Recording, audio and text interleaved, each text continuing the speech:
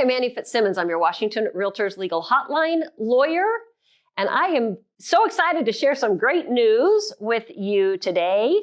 House Bill 1070 passed, and with the passage of House Bill 1070, seller leasing back properties from buyer after closing is carved out of the Washington State Residential Landlord-Tenant Act. Yay!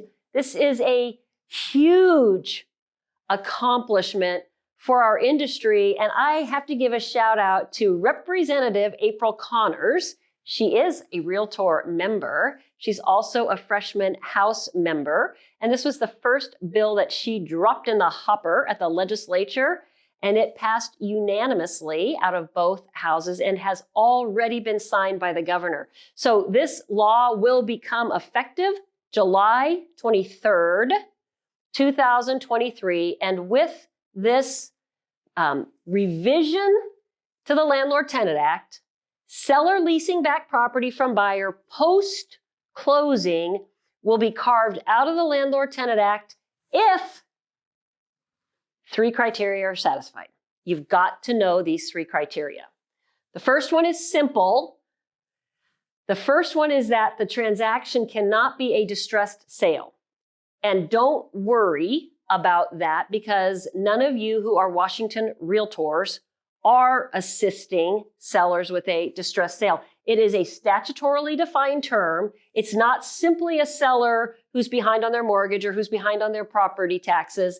It's a seller who's being taken advantage of in the sale. If you're familiar with equity skimming, fraud transactions, something like that, that's what we're referring to with that, again, statutorily defined term.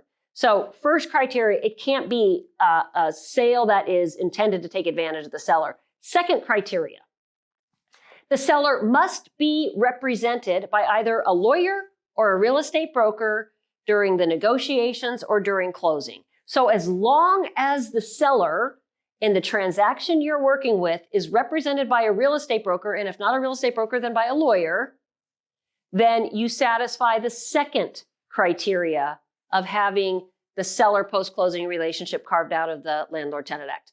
The third criteria we're going to discuss in two parts. The first part of the last criteria is that the lease back term, the length of time that it is intended for seller to occupy buyer's property after closing, cannot exceed 3 months. So when you're writing your Form 65B, the seller post-closing possession of buyer's property rental agreement, when you're filling out your Form 65B, seller's term of occupancy shall not exceed 3 months. If it does, then the seller's possession of buyer's property is subject to the Landlord-Tenant Act. So to pull it out of the Landlord-Tenant Act, you have to make sure that the lease term for the seller is no greater than 3 months. And then here's the other critical component of this third criteria. When buyer is collecting rent from seller, regardless of the length of time that was originally negotiated, because very few of these leasebacks are going to actually be for 3 months. Most of them are going to be for a few days or a couple of weeks. But what happens if seller doesn't move when seller is required to move and buyer is collecting rent from seller?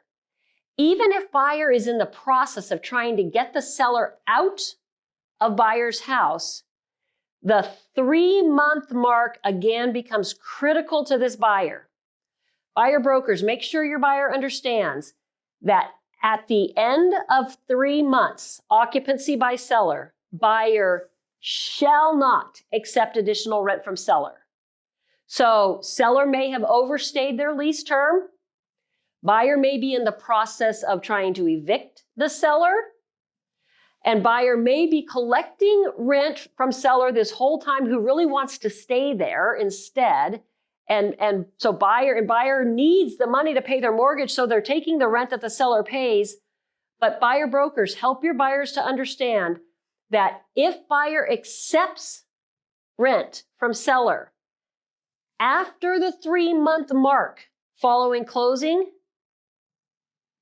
then this seller possession of buyer's property relationship will all of a sudden become subject to the Landlord-Tenant Act anyway. Why does that matter?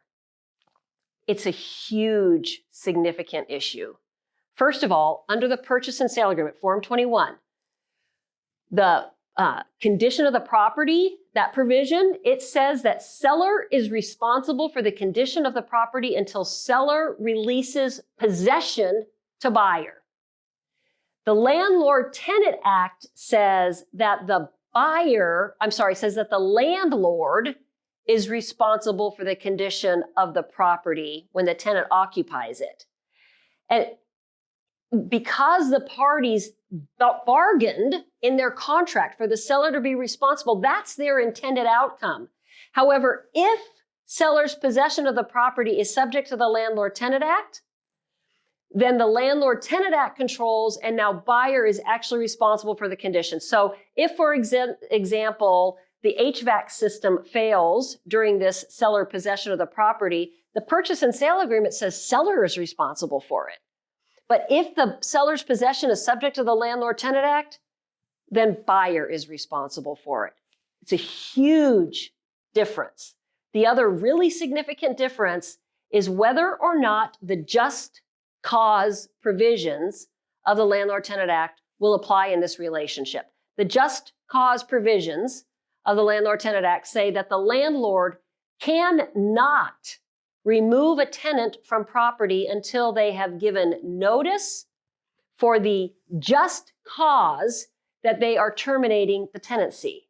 So if, for example, buyer intended to occupy the property personally, they, under the just cause ordinance of the state law, could give notice, a 90-day notice to the seller. And only after expiration of those 90 days, using a notice with required statutory language, delivered in a very specific way, only after the passage of those 90 days could the buyer then even begin eviction proceedings.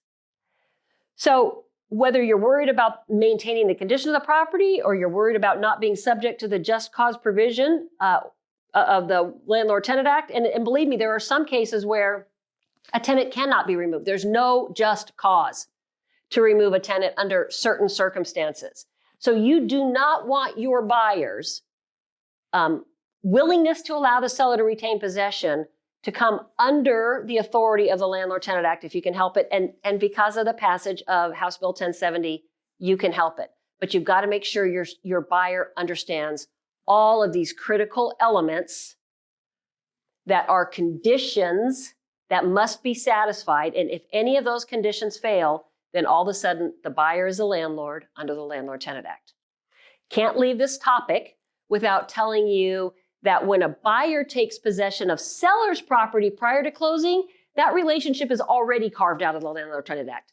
That relationship was already not subject to the Landlord-Tenant Act before this legislative session. So we're not talking about that this legislative session because it's an issue that was already resolved. The issue that was the problem was seller post-closing possession, and it's not a problem after July 23rd. Please understand, if prior to July 23rd, you create a seller post-closing relationship with the buyer, that relationship is, in fact, subject to the Residential Landlord-Tenant Act. Everything I'm saying in this video only comes into effect on July 23rd, 2023. If you have questions on this topic or any other, please visit warealtor.org, follow the links to the hotline, and ask me a question. Thank you for being a Washington REALTORS member.